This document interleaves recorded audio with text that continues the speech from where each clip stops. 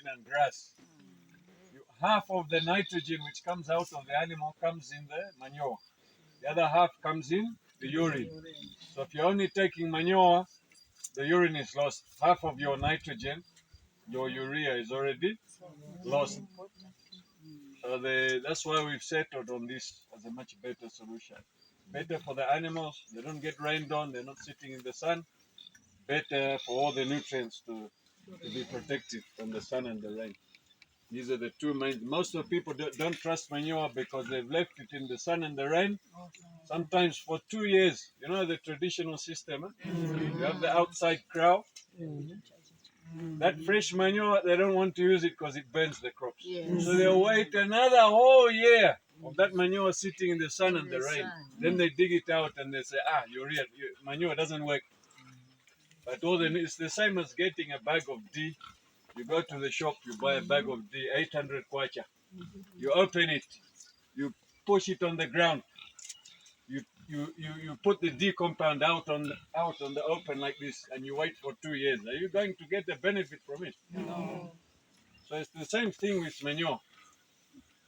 Open crow leads to losses of up to 95% of the nitrogen which is dropped there by the animals can get lost. Which means you have to add 10 to 20 times more manure to get the same effect as if you would have just protected it. So it's one of the big secrets actually for organic farming, is how you manage the nutrients in the manure to make sure the manure is potent. It's full of nutrients when you take it out to the field. Even the chicken runs, you find they take the chicken manure out. They just leave it in the rain, leave it in the sun. So it has a lot of power, manure, but if you don't manage it correctly, you will lose most of it, which means you'll need more manure, which means more labor. It's one of the major things with manure is labor. So you want as much nutrient in that manure as possible to reduce your labor, which means you're using less manure on the crops. Like you said, it's four big animals and one calf producing enough manure for 5 hectares of crops. That's what happens if you look after the nutrients. If you just leave it in the sun and the rain, you'll need 50 to do the same area. It's a big difference. So now maybe another question. I don't know whether maybe Kapani what about leaves?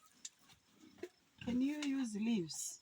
Any dry leaves, any dry material that you can be mixing with the grass. Yeah, you can throw it. Not in fact, not for you. That is not your job. The job is for the people around. The animals. The animals. You can just but dry one. But dry one. So even the grass should be dry. So in the house, you know, like the layers, you have deep litter. You push in sawdust or those other things, nice bran, whatever, to make a layer.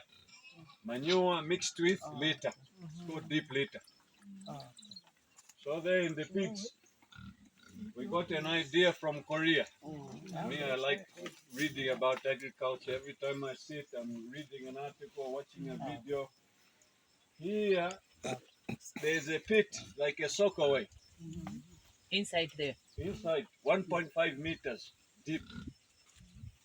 You start putting logs for trees. After the logs, you put smaller sticks, then very small sticks, then grass. So that is 1.5 meters going down. That's why there's no smell, and there's not much moisture there. You know how pigs, they produce a lot of urine, water. So if it's just on concrete, not as good. So this pit, 1.5 meters, like a soccer. You know soccer way? You put in those stones, so the water has, excess water has somewhere to go. The same as with this. So there's a layer of grass like this, followed by sticks, followed by logs. So there's somewhere for the excess moisture to go. So then you change